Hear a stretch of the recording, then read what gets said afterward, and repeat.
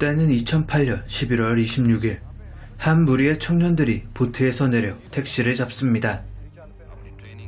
어딘가로 이동하는 내내 누군가에게 지시를 받는 듯한 이들.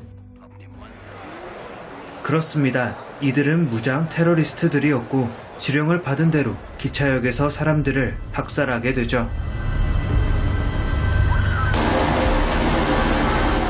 이들을 쫓아온 경찰에게도 총알 세례를 선사함으로써 추격자까지 완전히 제거합니다. 그리고 식당 직원을 총으로 저격하고 수류탄까지 투척하는 이들. 이 혼란 속에서 살아남은 에디와 브리는 근처에 있는 타지 호텔로 피신을 합니다. 하지만 피난온 사람들을 받는 과정에서 테러리스트도 섞여 들어왔고 이들은 본격적인 테러를 감행합니다. 난리 속에서도 호텔 직원 아르주는 고객들을 안심시킵니다. 호텔 프런트 직원은 객실에 전화를 걸어 안전을 위해 방 안에 있을 것을 당부하기도 하죠. 한편 자흐라와 데이빗의 아이를 돌보던 보모 셀리도 이변을 알아차립니다. 호텔 식당에 갇힌 자흐라의 전화를 받던 도중 피투성이의 할머니를 방에 들이게 된 거죠. 총소리까지 울려 퍼지자 옷장에 몸을 숨긴 셀리. 곧 테러리스트들이 방에 들이닥쳤고 이 방으로 피신 왔던 할머니를 끝내 사살하고 떠납니다. 아이가 살아있다는 소식에 안도했지만 아이를 구하기 위해 객실로 가겠다는 데이빗. 이에 아르주는 너무 위험하다고 그를 말립니다. 하지만 끈질긴 아르준의 만류에도 식당을 박차고 나온 데이빗. 그는 엘리베이터에 잠입하는 데까지 성공합니다. 그런데 4층으로 올라가던 도중 3층에서 테러리스트가 엘리베이터를 잡았고 위기에 놓이는 데이빗. 다행히 테러리스트들이 음식에 정신 팔린 때를 노려 엘리베이터 문을 닫는 데 성공하죠. 간발의 차로 들키기 전에 객실로 들어온 데이빗. 그는 아이가 무사하다는 걸 보고 안도하지만 큰 문제가 발생했음을 비로소 체감하게 됩니다.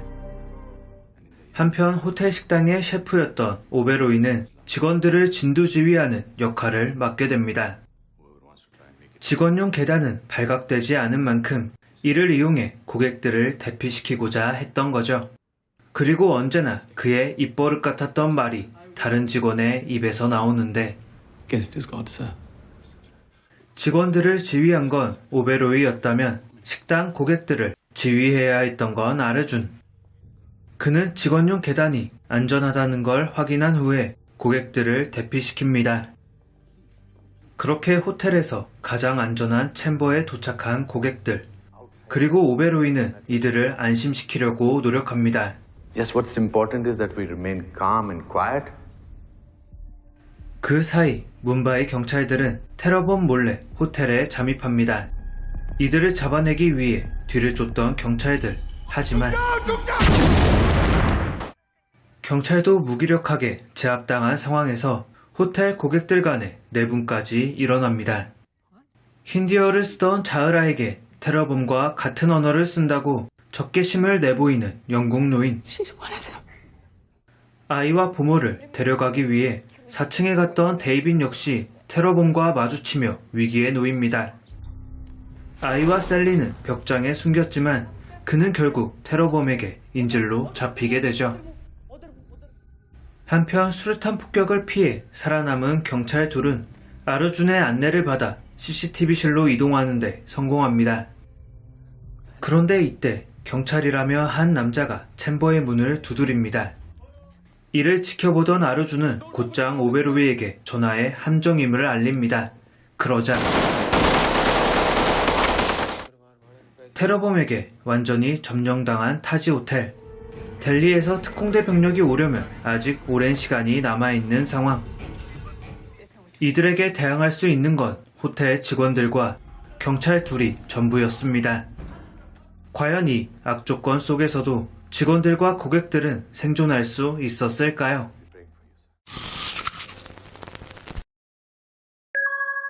이 작품은 2008년에 벌어진 뭄바이 테러 사건이라는 실제 사건을 모티브로 만들어졌습니다. 파키스탄에서 조직된 이슬람 극단주의 행동파들은 호텔에 들이닥쳐 마구잡이로 총기 난사를 벌입니다.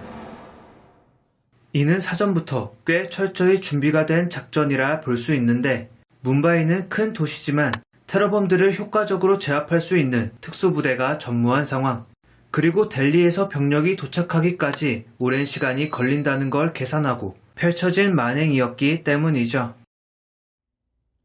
그래서 테러범들은 호텔을 장악한 뒤 10시간이 넘는 시간 동안 자유롭게 움직일 수 있었습니다. 그들이 이런 끔찍한 범행을 저지른 배경에는 파키스탄의 이슬람 극단주의가 있습니다.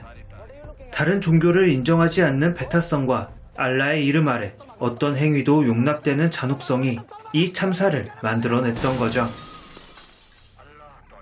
알라가 천국을 예비했으니 명예로운 죽음을 맞이하라는 이야기를 지령으로 내리는데 선뜻 납득이 되지 않는 부분이었습니다. 하지만 장기간의 세뇌와 맹목적인 교리의 수능이 이들을 테러리스트로 전락시켜 버린 거죠. 영화 내에서도 여러 차례 언급되지만 이들은 아직 너무나도 어린 나이의 청년들입니다. 총보다는 펜을 드는 쪽이 더 어울리고 죽음을 겸허히 맞이하기보다 이제 막 꿈을 꾸기 시작할 나이에 불과했죠. 결국 종교라는 것이 이 젊은 청년들을 사지로 내몰았습니다. 단순히 그들을 사지로 내몬 것뿐 아니라 수많은 사람을 죽이게까지 했죠. 그리고 이들은 이 과정에서 종교적 가르침과 개인이 가진 도덕성의 충돌을 경험하기도 합니다. 가장 대표적인 인물이 임란입니다. 그는 부상을 당한 뒤 인지를 감시하는 역할을 맡습니다. 그리고 대테러 부대의 출동이 임박함을 알고 인지를 죽이라는 명령을 받는데 이때 임란은 큰 갈등에 빠지게 됩니다. 그 이유는 자흐라가 알라를 숭배하는 기도문을 읊었기 때문이죠. 그는 같은 종교였던 자흐라를 죽이는 걸 거부합니다. 하지만 뒤에서 테러를 조종했던 남자는 종교와 관계없이 그녀를 죽일 것을 지시하죠. 분명 그는 급진적 이슬람교도인의 지시를 받아 이 호텔을 습격했고 많은 사람들을 죽였습니다. 하지만 그는 이슬람 교도기 전에 하나의 인격체였습니다. 다른 인종, 다른 생물을 죽이는 데에도 여러 갈등이 생기기 마련인데 같은 인종, 같은 종교의 사람을 죽이는 건 아마 더 어려운 일이었을 겁니다. 물론 그렇다 해서 임난의 행동을 정당화하거나 따뜻한 시선으로 그를 바라볼 수는 없습니다. 그가 사람들을 학살하는 테러 행위를 자행한 건 명백한 사실이었기 때문이죠. 작품에서도 그를 종교적 교리와 인간의 윤리 사이에서 갈등하는 사람으로 그려내긴 해도 인류애를 실천하는 모습이나 갱생의 길에 옳은 모습을 보이지 않는 데에는 이러한 이유가 있겠습니다. 이 작품에서는 액션 영화나 스릴러 영화 특유의 빠른 전개는 찾아보기 어렵습니다.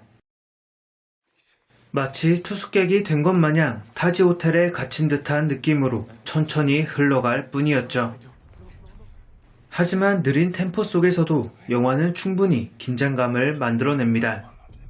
알라의 뜻을 따르기 위해서라면 어떤 행동이라도 서슴없이 벌이는 이슬람 극단주의 파들의 폭주를 보여준 뒤 호텔에 갇히게 되는데 아무리 안전한 챔버에 있다고 하더라도 왠지 모를 불안감과 공포에 휩싸였기 때문이죠.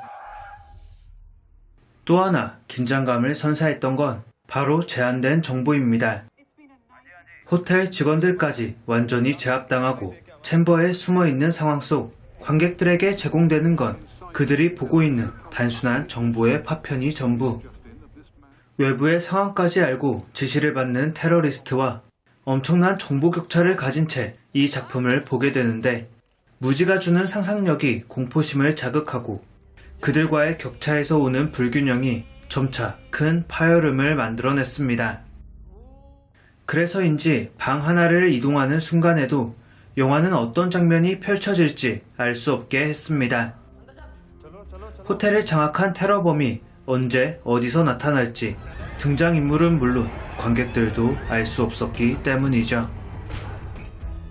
갑작스럽게 튀어나오는 장면이나 빠른 화면 전환 없이도 충분히 훌륭한 긴장감을 만들어낼 수 있다는 걸 이 영화는 보여주고 있습니다.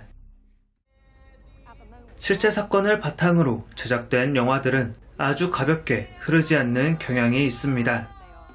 이 작품 역시 분위기를 환기시킬 가벼운 농담은 찾아볼 수 없으며 시종일관 무겁고 긴장감 넘치는 상태로 러닝타임이 흘러갑니다. 하지만 실제 사건을 영화화하는 경우 너무 가볍게 흐르기보다 그들이 처했던 상황, 그리고 그들이 택했던 행동에 포커스를 맞추는 편이 더 낫다고 보는지라 이 구성만큼은 훌륭했다고 생각합니다. 다만 엄청난 스케일의 전투 장면이나 빠른 화면 전환이 주는 속도감을 즐기시는 분들께는 다소 아쉬움이 남을 수도 있을 것 같습니다. 숨막히는 테러 현장을 옮겨온 듯한 작품이자 테러리스트의 위협 속에서도 꼽히는 인류애를 보여줬던 영화 호텔 뭄바이였습니다.